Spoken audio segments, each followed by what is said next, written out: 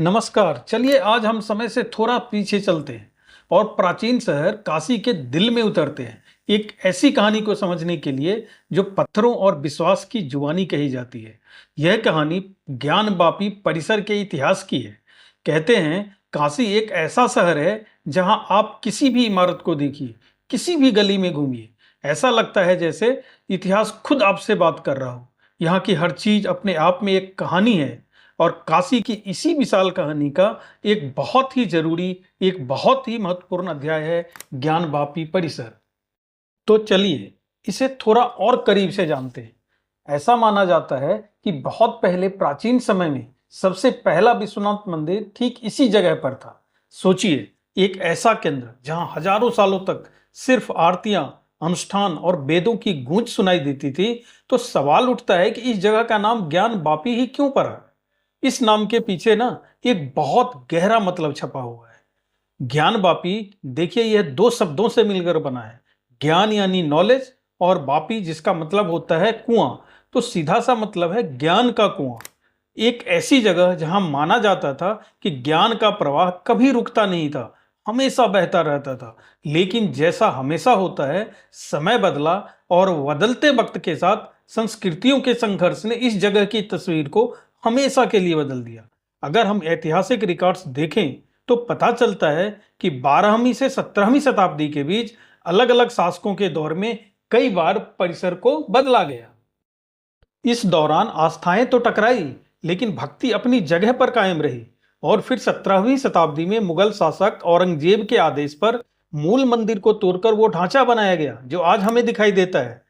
पर यहाँ एक बहुत जरूरी बात समझने वाली है कि जो विश्वास होता है ना, जो आस्था होती है, वो किसी इमारत या ढांचे के दीवार में कैद नहीं होती। क्योंकि विश्वास तो मिट्टी की दीवार से कहीं परे होता है, वो लोगों के मन में बसता है। और शायद यही वजह है कि इस परिसर की पवित्रता भक्तों के लिए हमेशा बनी रही, भले ही इसका बाहरी स्वरूप कुछ भी रहा हो। तो चलिए अब देखते हैं कि आज ये जगह इतिहास की कौन सी गवाही देती है। आज अगर हम देखें तो इस परिसर में मंदिर और मस्जिद दोनों एक दूसरे के साथ खड़े दिखाई देते हैं। और ये जो नज़ारा है ना, ये सिर्फ एक संयोग नहीं है, ये तो खुद समय की गवाही है।